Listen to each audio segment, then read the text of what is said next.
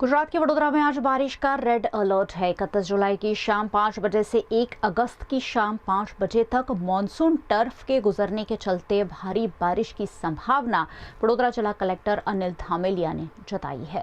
आज 31 जुलाई 2026 भारतीय हवामान विभाग की आगाही मुजब आज गुजरातना 13 જેટલા જિલ્લાઓની અંદર વડોદરા સહિતના જિલ્લાઓની અંદર રેડ એલર્ટ જાહેર કરવામાં આવ્યું છે। વડોદરા જિલ્લામાં ભારેથી અતિ ભારે વરસાદની આગાહી આજે છે। આજે સાંજે 5 વાગ્યાથી લઈને આવતીકાલે સાંજે 5 વાગ્યા સુધી મોન્સૂન ટ્રફ પાસ થવાનું છે। હાલમાં મોન્સૂન ટ્રફ વિદર્ભ અને દક્ષિણી મધ્યપ્રદેશના ભાગમાં છે, જે સાંજના સમયે વડોદરા અને આસપાસના વિસ્તારમાં આવશે, ત્યારે ભારે વરસાદની આગાહી છે।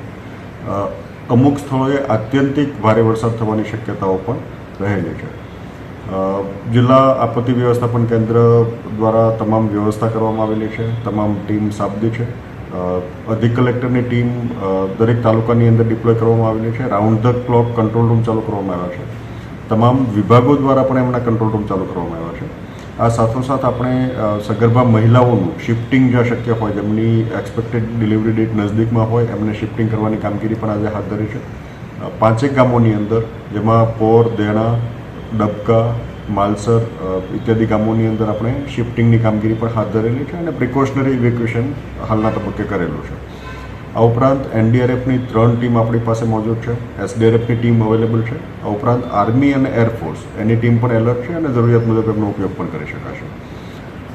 વડોદરાના નાગરિકોને ખાસ કરીને અપીલ કરવા માગું છું કે આજના દિવસે શક્ય હોય ત્યાં સુધી આપણે જે બહારના ભાગમાં નીકળવાનું ટાળવું જોઈએ। પ્લાન ટ્રાવેલ હોય તો એમને આપણે શક્ય હોય ત્યાં સુધી એવોઇડ કરવો જોઈએ। કોઈ અનનેસેસરી નેશનલ હાઈવે કે સ્ટેટ હાઈવે, કેમ કે સામાન્ય રીતે ટ્રાફિક જામ થવાની શક્યતાઓ પણ વધી જતી હોય છે, એટલે સ્ટક ના થાય એટલા માટે આપણે શક્ય હોય ત્યાં સુધી એ પણ એવોઇડ કરવું જોઈએ। વિશેષ કરીને નીચાણવાળા વિસ્તારની અંદર આપણે જવાનું ટાળવું જોઈએ। નદીકાંઠાના ભાગની અંદર વડોદરા જિલ્લાની અંદર નર્મદા, ઢાઢર, વિશ્વામિત્રી, દેવ અને મહીસાગર આ તમામ નદીકાંઠાના વિસ્તારોની અંદર નીચાણવાળા ગામોની અંદર લોકો ન જાય એની તકેદારી રાખવી જોઈએ। ઇવેક્યુએશન તંત્ર દ્વારા કરવામાં આવે છે। સ્થાનિકે પણ સ્વમેળે નીચાણવાળા વિસ્તાર કે ભયજનક વિસ્તાર હોય ત્યાંથી લોકોએ સ્વમેળે જ આગામી 24 કલાક માટે શિફ્ટિંગ કરી દેવું જોઈએ, જેથી કરીને નીચાણવાળા વિસ્તારમાં ફસાવાનો પ્રશ્ન ઉપસ્થિત ના થાય। ગ્રામ્ય વિસ્તારની અંદર પશુઓ આપણા શક્ય હોય ત્યાં સુધી સાંજના સમયે ખુલ્લા રાખવા જોઈએ, જેથી કરીને પશુઓના મૃત્યુ પણ અટકાવી શકાય।